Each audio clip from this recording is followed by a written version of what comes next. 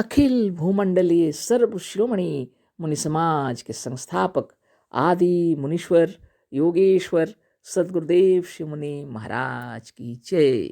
उपस्थित मुनि वृंद, साधु सज्जन वृंद, संत वृंद, साधक वृंद, आध्यात्म ज्ञान के जिज्ञासु और प्रेमियों, सभी श्रोता वृंद, आप सबको मेरा कोटिशः नमन, सप्रेम जय जीव। तो आध्यात्मिक चर्चा चल रही है और हम लोग सदगुरुदेव शिव मुनि महाराज रचित ग्रंथ निरोग होने का अद्भुत उपाय पर चर्चा कर रहे हैं। अध्याय 19 है और शीर्षक दिए हैं गुरुदेव, सच्ची समाधि व सच्चा स्वास्थ्य। तो इसी पर आज हम लोग चर्चा करेंगे और पढ़ेंगे। सदगुरुदेव जो लिखे हैं ना, याद दिलाने के लिए थोड़ा ऊपर से हम पढ़ देते हैं। हमारे वर देने से व आशीर्वाद देने से इस ब्रह्मांड का कल्याण होता है ना। इसलिए शास्त्र हमको वरद शिव कहते हैं। इन बातों को सदगुरु मिल जाने पर साधारण रीति से समझ लेना तो आसान है, पर तत्व से समझने के लिए साधन, स्वाध्याय और मननात्मक ज्ञान समाधि की आवश्यकता है। समाधि लगती है वृत्तियों के निरोध करने व केंद्रित करने पर। योग दर्शन शास्त्र के अनुसार वृत्तियां 5 हैं। प्रमाण, विपर्य, विकल्प, निद्रा, स्मृतया। प्रथम पाद है सूत्र 6 है ना। तो आप विचार कीजिए, अभी देखिए सदगुरुदेव क्या कह रहे हैं। शास्त्रों को पढ़ लेने पर कुछ ज्ञान होता है, पर इन बातों को सदगुरु मिल जाने पर साधारण रीति से समझ तो लेंगे। आसान तो है, लेकिन तत्व से समझना है अगर तो साधन करना ही पड़ेगा, स्वाध्याय करना पड़ेगा, मनन ध्यान करना पड़ेगा, तब ज्ञान समाधि जरूरी है। जब समाधि लगेगी तब आपको सच्चा ज्ञान होगा। सदगुरु बता रहे हैं, हम लोग सुन रहे हैं, वो वाली बात अलग है। लेकिन आप ध्यान करेंगे, साधन करेंगे, मनन करेंगे, स्वाध्याय करेंगे, तब ज्ञान समाधि लगेगी ना। तो समाधि तो लगती है जरूर, लेकिन वृत्तियों के निरोध करने पर, केंद्रित करने पर है ना। योग दर्शन शास्त्र के अनुसार वृत्तियां 5 हैं। प्रमाण, विपर्य, विकल्प, निद्रा, स्मृतया। यानी प्रमाण, विपर्य, विकल्प, निद्रा और स्मृति। तो इन सब से ऊपर आपको जाना पड़ेगा। जब तक, अब इधर आगे गुरुदेव का ही पढ़ लेते हैं है ना। जब तक अपने स्वरूप के विषय में अपने आप को प्रमाण देकर समझाना पड़ता है, तब तक प्रमाण वृत्ति फुर्ती रहती है। आपके मन के अंदर चिंतन हो रहा, और जब आप अपने स्वरूप के विषय में प्रमाण दे दे करके अपने खुद को समझा रहे हैं, तब तक प्रमाण वृत्ति में ही मन फिरता रहता है, घूमता है ना। उसमें तो बाहरी, उसमें तो घूमते रहेगा तो समाधि कैसे लगी। इसी तरह से मनन के समय जब तक विकल्प और विपर्य की वृत्ति है, तब तक स्वरूप में स्थिति नहीं होती। उसी तरह आप मनन कर रहे हैं और विकल्प ढूंढ रहे हैं, यानी विपर्य ढूंढ रहे हैं और इस विषय में चिंतन कर रहे हैं, तब तक भी समाधि नहीं लगेगी। मुनिवर पतंजलि ने इन्हीं 5 को वृत्ति रूप में यहाँ स्मरण किया है। प्रमाण, विपर्य, विकल्प आदि वृत्तियां मनन करते समय फुर्ती हैं और मनन करने वाले इन्हें खूब जानते और समझते। कभी प्रमाण, कभी विपर्य, कभी विकल्प आदि वृत्तियां मनन करते समय मन के अंदर फिरती हैं, मन को फुर्ती हैं, लिखे हैं गुरुदेव, फुरा माने घुमाती हैं इसके अंदर है ना। अब इसी को खूब ध्यान करना पड़ेगा आपको। मनन करने वाले ने खूब जानते हैं। इसी को ध्यान योग कहते हैं। और इसमें तल्लीन होते होते सब जब छूट जाएगा और सिर्फ स्वरूपस्थ हो जाएंगे तो बहुत बड़ी बात। तो इसी को कहते हैं ध्यान योग। गुरुदेव कह रहे हैं इसी को ध्यान योग कहते हैं। ध्यान तो लगाना ही पड़ता है ना। ध्यय चिंतायाम धातु से ध्यान शब्द बना है। ध्यय मतलब ध्यान द्वारा चिंतन कर रहे हैं आप खुद में, उस चिंतन की जो प्रक्रिया है, ध्याय चिंतायाम धातु से ही ध्यान शब्द बना है। चिंतन और मनन को ही प्राचीन काल के योगियों ने ध्यान योग माना था। तो ये जो चिंतन करना है, हमको ध्यान करना है, अपने मन के अंदर में इन सारी वृत्तियों को जीतने के लिए तरह तरह की बातें सोचते सोचते आगे निकलते हैं हम लोग, है ना। तो चिंतन और मनन को ही प्राचीन काल के योगियों ने ध्यान योग माना था। अब तो लोग आंख बंद करके जड़ समाधि लगाने, भीतरी ज्योति व किसी मनुष्य का रूप देखने मात्र को ही ध्यान कहते हैं।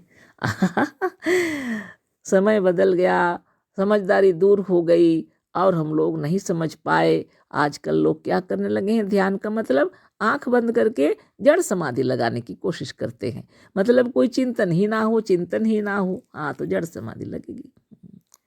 भीतरी ज्योति व किसी मनुष्य का रूप देखने मात्र को ही ध्यान कहते हैं। अब भीतर की ज्योति देखने के लिए कोई तरस रहा है? नहीं तो कोई एक तो भगवान राम, भगवान कृष्ण या किसी का मूर्ति ध्यान में लगाया, उसी को ध्यान कहते हैं। इसलिए गुरुदेव कह रहे हैं मनुष्य का रूप देखने मात्र को ध्यान। ये सब ध्यान नहीं है, ये सब ध्यान वास्तव में नहीं है, ये भटका रहे हैं खुद को।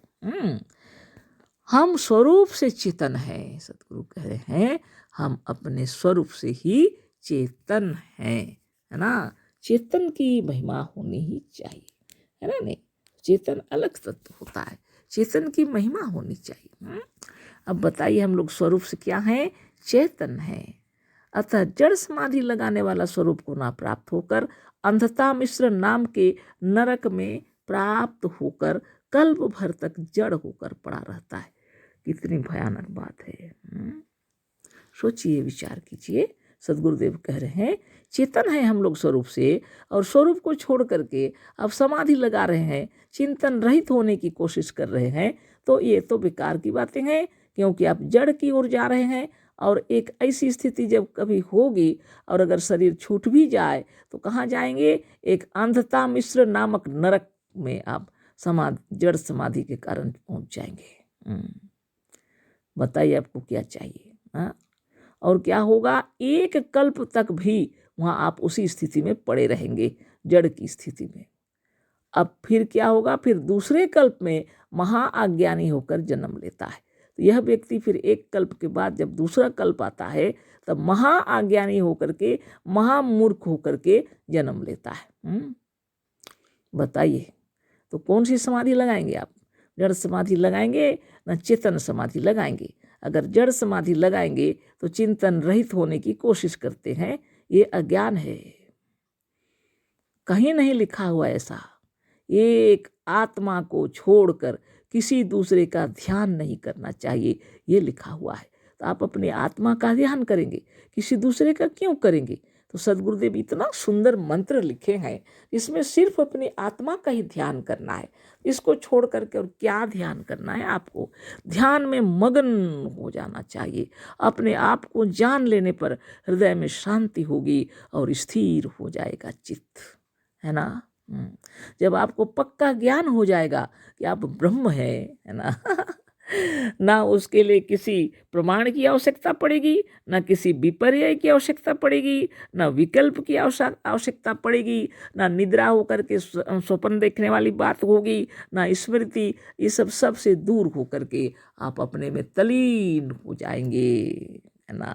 आपको गहराई से यह ज्ञान हो जाएगा कि आप वास्तव में कौन हैं, अजर अमर अविनाशी हैं, है ना।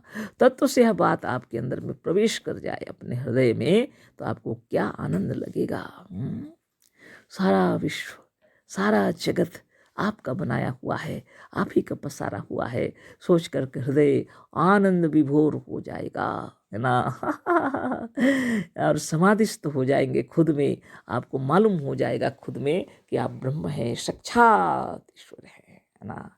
सकल सृष्टि के नियंता हैं आप, सृष्टि करता है आप, भाग्य विधाता हैं आप। तो चिंताओं से रहित हो जाएंगे आप, है ना। निश्चिंत जीवन मुक्त इसको कहते हैं।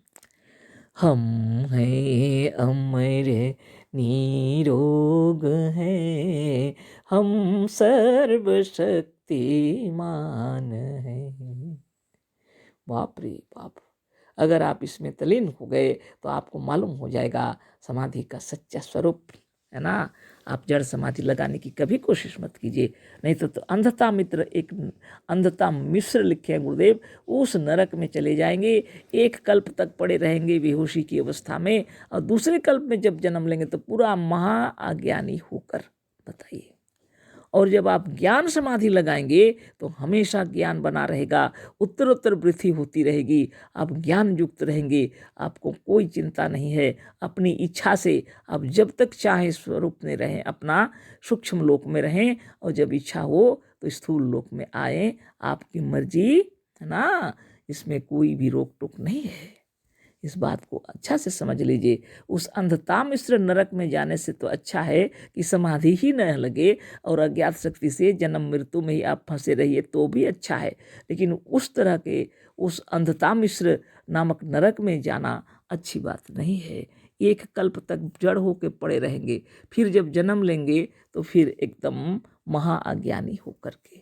इसलिए ये सब चक्कर छोड़ दीजिए। कल फिर चर्चा होगी। अशेष धन्यवाद, कोटिशः नमन, सप्रेम जय जीव। सद्गुरुदेव शिव मुनि महाराज की जय।